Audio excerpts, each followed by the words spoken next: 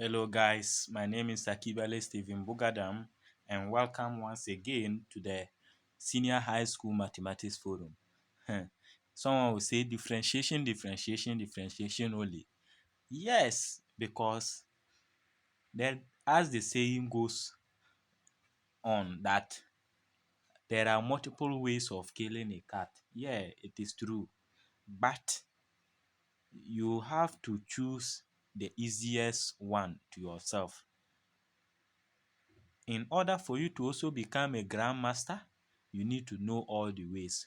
So today we are going to treat differentiation using partial fractions. So now let's begin. Our aim of this is to differentiate functions without using any rule, and it is always associated with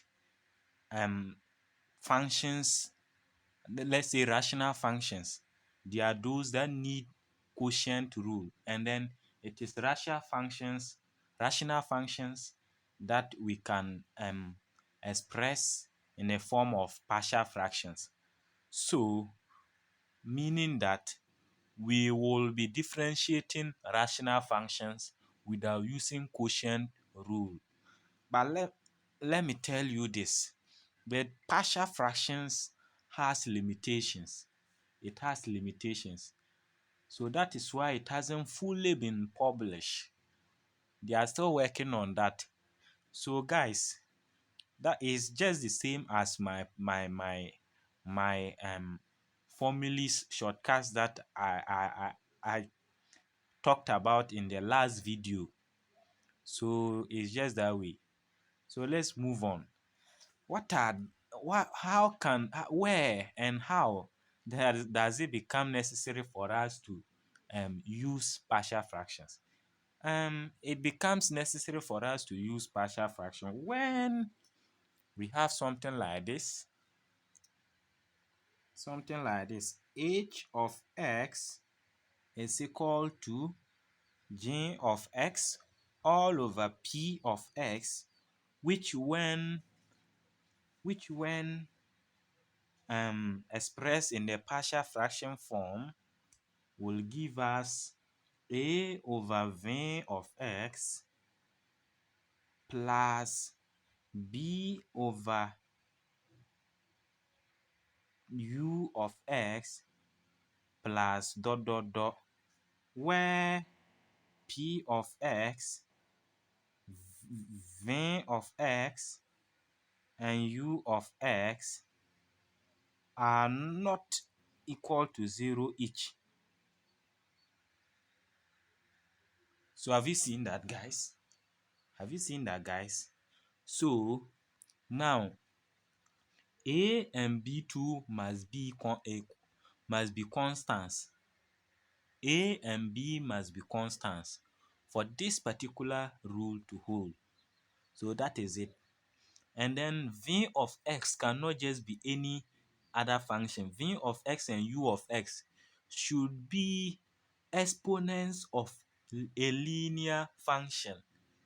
What I mean is that v of x can be equal to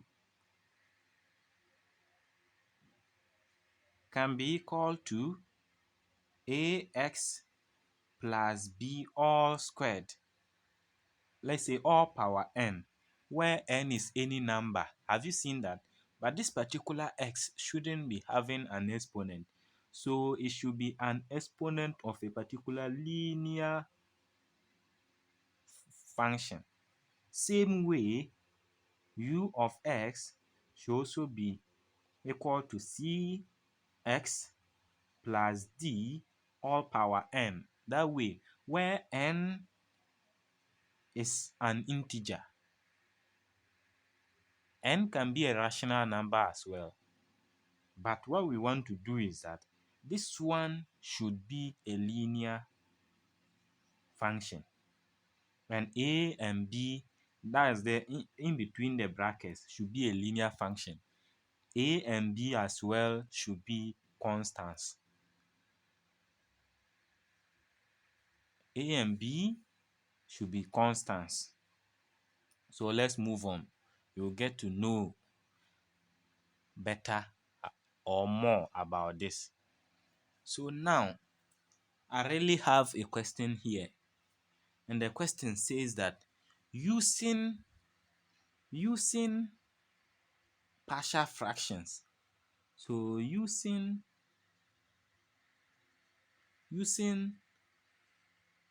partial fractions, differentiate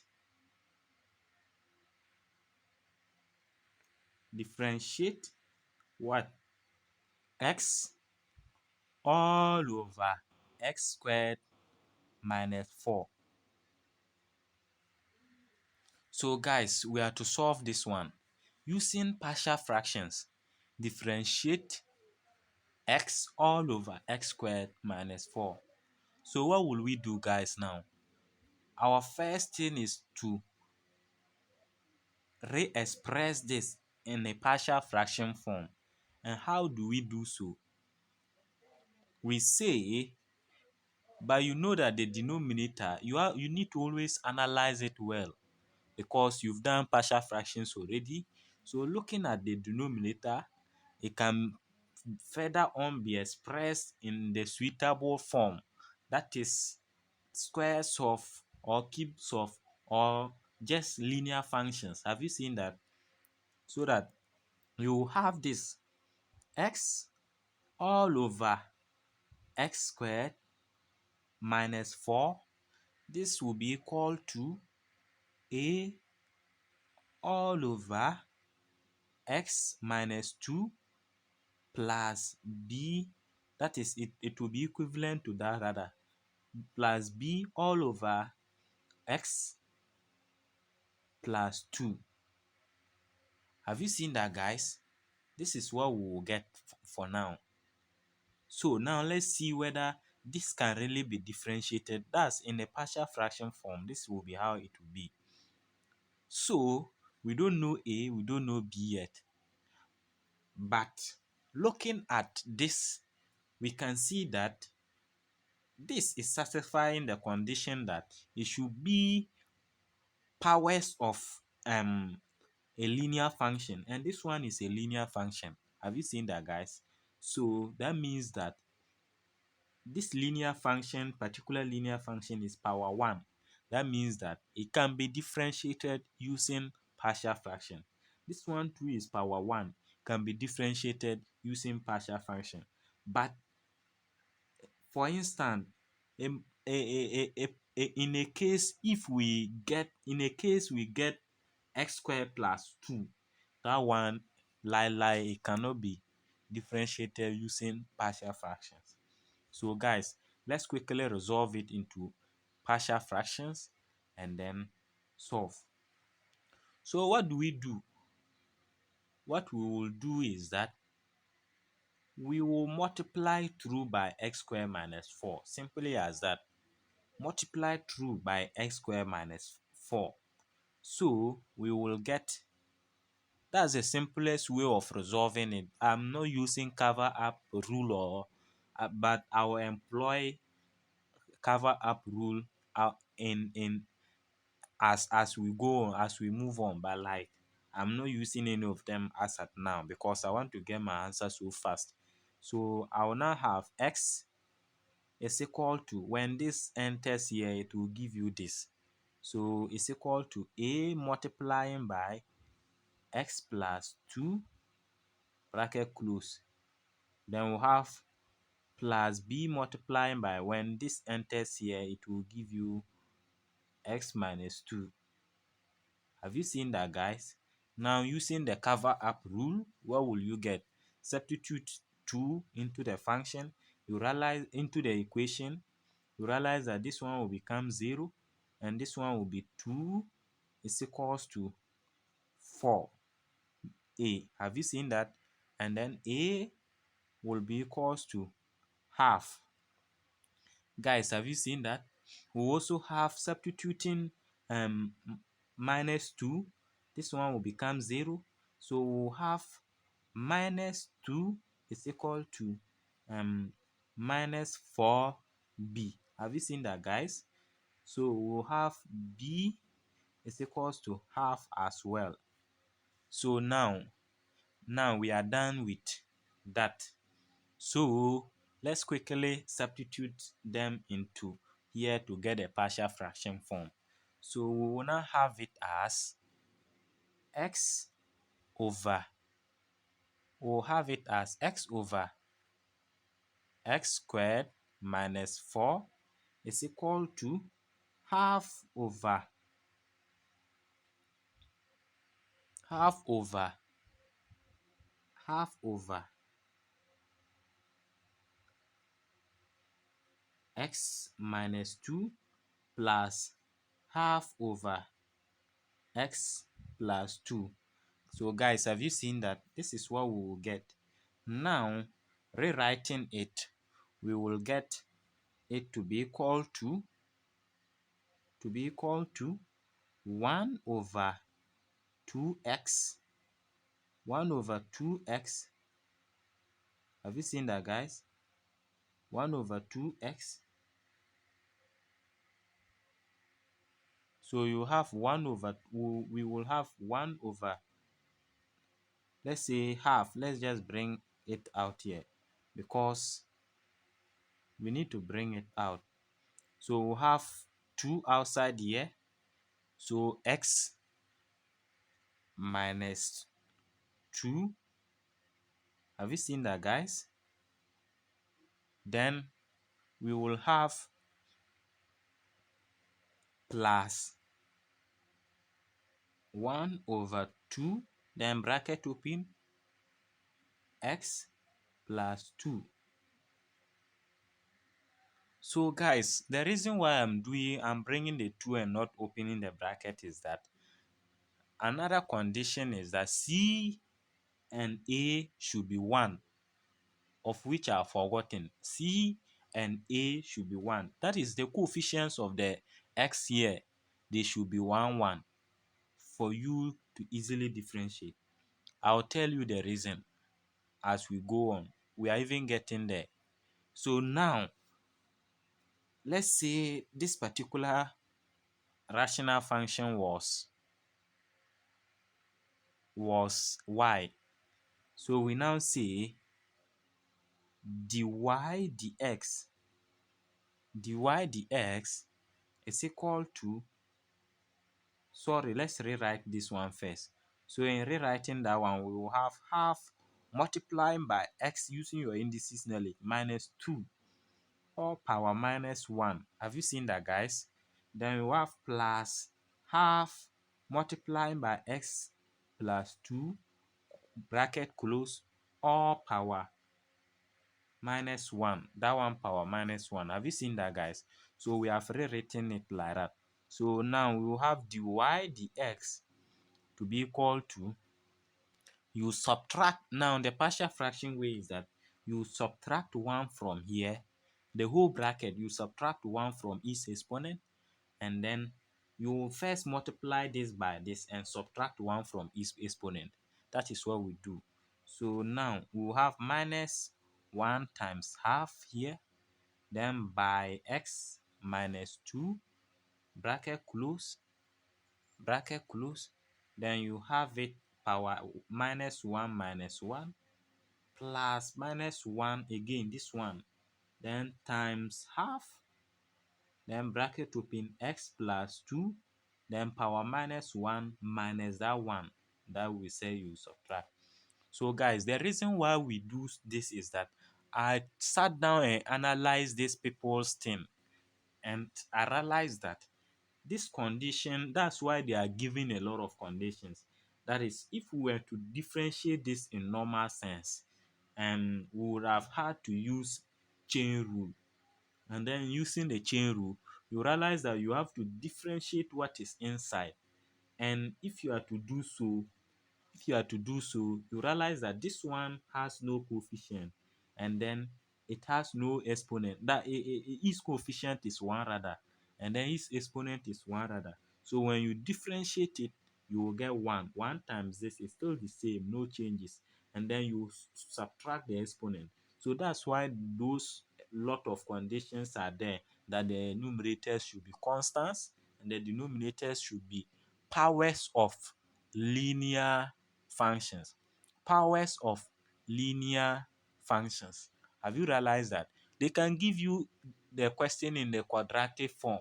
So if you express it in let's say a let's say this thing, if you express it in a partial fraction form, you will get it in that linear distinct form. If you don't get it that way, that means that you can't solve using partial fractions. So let's move on. This one will now get, see, this one will now be minus 2. So we'll have minus half here multiplying by x minus 2, then exponent minus 2. Have you seen that? Minus half again multiplying by x plus 2 exponent minus 2. So guys, you can quickly factorize your half out, minus half out. So we'll have it minus half. We want to get an answer whereby, so that's why I'm simplifying it, so whereby you can also try using quotient rule and you still get the same answer. So we now have square bracket open, another bracket open, x minus 2 in bracket all power minus 2. Then this one plus another bracket x plus 2 in that is x plus 2 in that bracket power minus 2, then square bracket close. So guys, moving on, we will have minus half. Have you seen that, guys?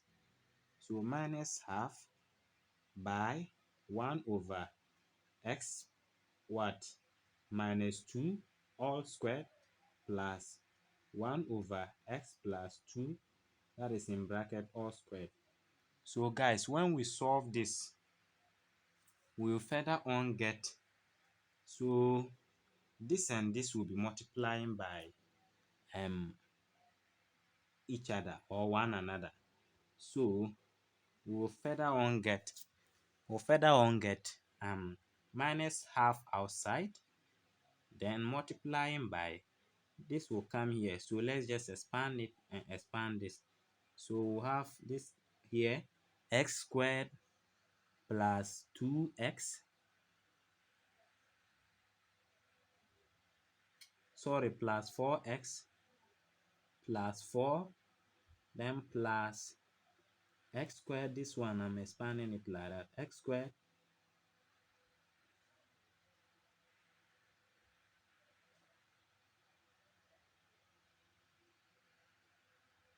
minus 4x plus 4. So have you seen that, guys? So that's the numerator all over the denominator. Now I'm to show you a particular trick about the denominator. This denominator, you don't need to suffer and expand everything. What you need to do is that you need to be wise. Looking at these two, you have to bring them together, but you rather have to open this one, like make it this way, x minus 2 in bracket multiplying by x minus 2 in bracket is the same as that x minus 2 all squared. So this one will be multiplying by x plus 2 in bracket multiplying by x plus 2 in bracket. This is the denominator. That one too is same as x plus 2 in bracket all squared. Now guys, what we will do is that we will arrange them in such a way that we'll get difference of two squares. This one is to this one is to this. If they multiply by each other, won't they give you a difference of two squares this time? So you have it as x squared minus 4 here.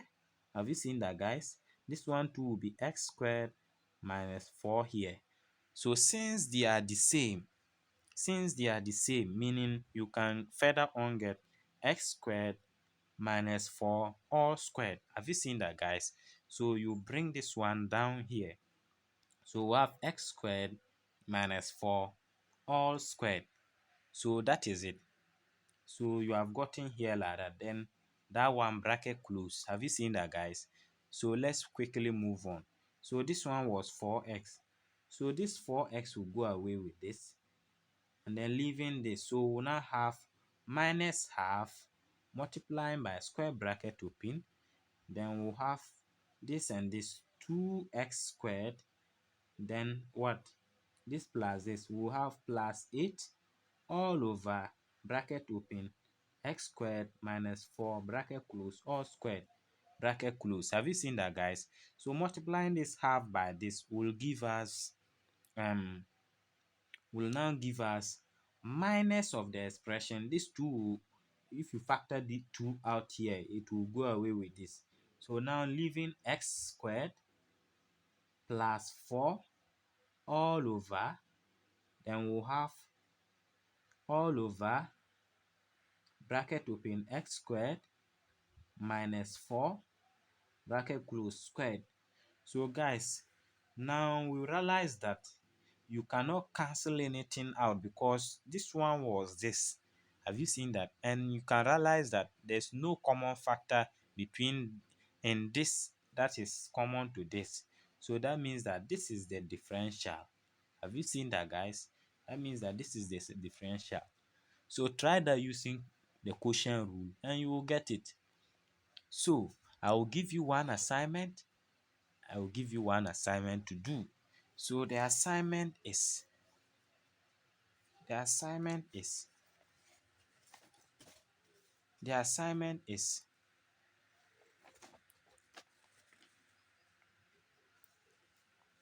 using partial fractions. Using partial fractions, differentiate differentiate differentiate are you looking at the assignment? This is it. Differentiate. This is the assignment. Differentiate x squared plus 2 all over x x squared minus 9, and it is valid. So differentiate this. So what you will get here is that you will get a constant in addition. Have you seen that? Plus a, or let's say plus d. So you get a constant in addition because you know partial fractions already, and because it is an improper one, you will get like a whole number, a quotient standing alone. Like let me I'm saying a quotient, a whole number standing alone because they are of same degree. So that is it. And when you differentiate this whole number, you get 0. So don't be confused. So you should take this as your assignment. Next time I bring to you differentiation on implicit functions, and try to watch that one. Please subscribe to get more videos. Subscribe, turn on the notification bell, and share. Thank you. Thank you. So this is actually let me just give you the limitation and go away. So the limitation is that when we have h of x is equals to j of x all over p of x, which is equal to v of x all over u of x plus q of x, let's say plus b over q of x plus dot dot dot dot. Since this one is not a constant, it is not applicable. That this particular partial fractions is not applicable. And if any of these are not powers of a linear function, note they can give you a quadratic, this thing that you can factor it and get a linear function. Let's say for instance this x squared, this x plus 2 all squared is a power of a linear function which is x plus 2. So which is x plus 2. So you can decide to like resolve into a partial fraction. They can do it in such a way that when you resolve it into a partial fraction, you can get something like x squared plus 4x plus 4. And you'll be thinking that it won't be applicable. No, try to make it this way. Try to factor it this way. If it is unable to be factored that way, then you say the rule is unapplicable. So that is it. Thank you.